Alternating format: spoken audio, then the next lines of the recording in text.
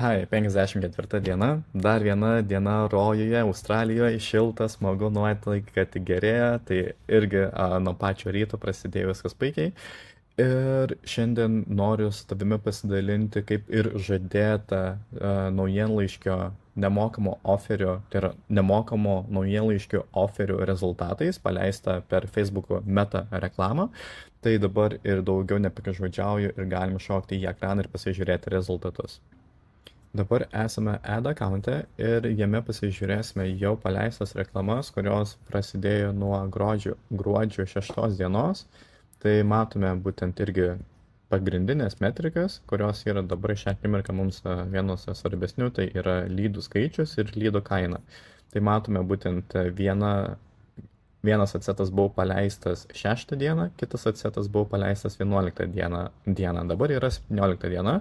Tai tarp vieno ir kito iš esmės galima pažiūrėti, kiek išleido bendrai, ne? Tai išleido būtent dabartinis atsetas 18 eurų daugiau.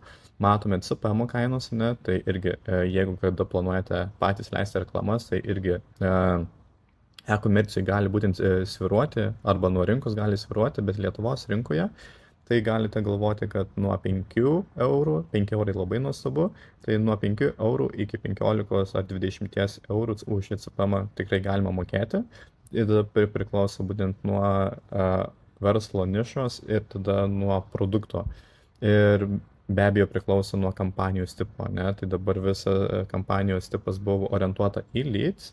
Ir kitas dažniausiai būna orientuojamas, kitas kampanijos tipas, koks dažniausiai gali būti, tai yra pardavimų sales, ne? Kur visas dėmesys dažniausiai būna skiriamas. Tai galim pasižiūrėti čia.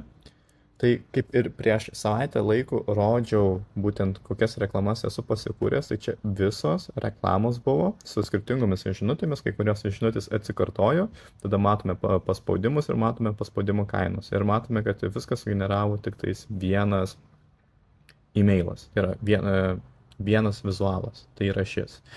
Ir ką aš padariau būtent paėmiau šitą vieną žinutę ir perdėjau ant visų likusių būtent vizualų esamų, patvarkiau šiek tiek ir kitus elementus, bet matome, kad rezultatai lydų kaina atpigo beveik 20% ir matome irgi visus kitus metrikos išliko labai panašios, matome, kad CPM-as labai panašios, tada CTR-as labai panašius, CPS irgi labai panašius, iš pat pradžioje jisai dar buvo ir nukritęs, bet matome, kad lydo būtent kaina būtent yra pasikeitusi.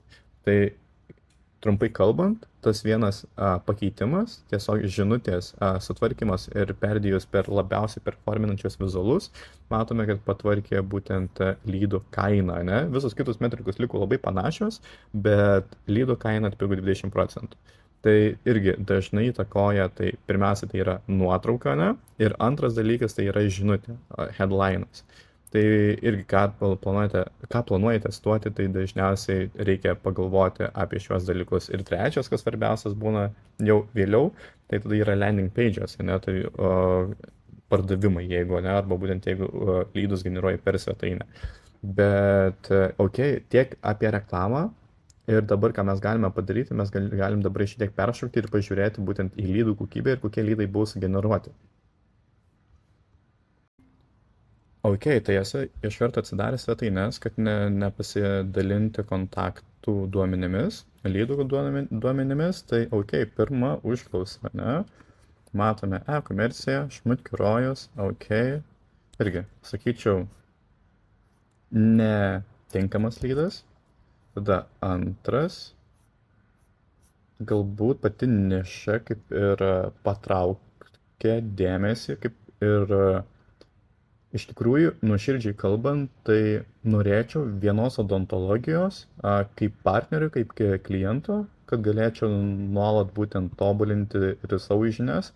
Ir žinau, kad ši rinka yra irgi jau prisotinta iš tikrųjų, bet norėčiau dirbti ir su pakankamai stabilia odontologijos klinika ir padėti ir pritaikyti žinias, ne, ir taip. Matome kitas. Kai matome e-shopas, šiek tiek jau painiau, stilingiau.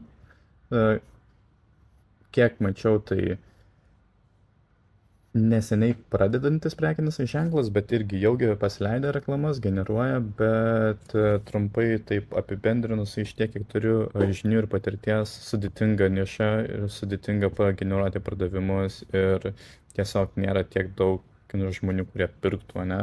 Bet irgi tokia trumpa įžvalga. Tada turim irgi saulės energiją. Taip, tada matome jau irgi e-shopą, austerą, tuoj užsikrausime, tuoj galėsim pažiūrėti, kai iš čia. Ok, galbūt ir neusikrausi, ne? Tai domeną žinote, jeigu ką žinai, tai jeigu ką gali pasižiūrėti. Bet, buitinė technika irgi daug potencialų turi. Tai irgi ypač kalėdom žmonės tikrai perka tokias šmutkės, tokius dalykus ir tikrai patys produktai yra puikūs, nuostabūs, kiek esu pardavinėjęs, kiek esu testavęs. Tai tikrai vineriai produktai iš tikrųjų. Ir irgi taip trumpai kalbant, kaip apdirbinėjau aš tuos lydus, taip susisiekiau per e-mailą ir ne visi e-mailą atrašo, tada dar bandau prašyti per WhatsAppą tie, kurie parašė, bet ne visada pavyksta, ne? Tai irgi sutaupo jų laiką, sutaupo mano laiką, tai nereikia skambinėti, kitų dalykų daryti, bet irgi, tenais dabar, kaip pažiūrėjau, Hosterai, gal reikės dar follow-up e-mailą parašyti. Taip, tai tenais matėme gėrimas, nelabai tikslinis klientas, ok, matome The Ride, ok, atrodo nice, ne? Ok, tai dabar jau turim kokį trečią, ne tokį lydą, kuris būtų kaip ir kvalifikuotas, iš tikrųjų, nu, jau kokybė ta, kur yra gera, sakyčiau. Taip, yra Osus, darbo drabužiai. Ok, pati svetainė reikėtų atnaujinti. Verslas, nu, kiek srautą žiūrėjau, tai irgi nieko nėra, tuščia. Tai negalėtume suteikti paslaugos savo. Taip, ok, žemėlapiai. Ok, faina, cool. Ok, klinika Onavita Vilniuje. Ok, šitas irgi turiu jau visai nemažai potencialo. Neseniai aš jiems, šiandien tikriausiai dar tik e-mailą įsiunčiau, tai dar laukiu atsakymą iš jų. Ok, tikrai ne mūsų klientas, bet ok, pervežimas. Nice. Šnipinėjimo įranga. Ok, tai šis lydas irgi neseniai krito. Tai irgi atrodo kol kas cool. Galima pažiūrėti. Įranga atrodo cool, produktai atrodo tikrai gerai. Tai laukiam. Ir šviestuvai.lt. Ok, šviestuvus visada žmonės perka. Šis prekinis ženklas, iš to, kiek mačiau, vienas didesnių. Srautą tikrai irgi generuoja. Tai jo, irgi. Ok, tai yra 4-5 verslai potencialų, su kuriais būtų galima dirbti. Tai taip trumpai apie lydų kokybę.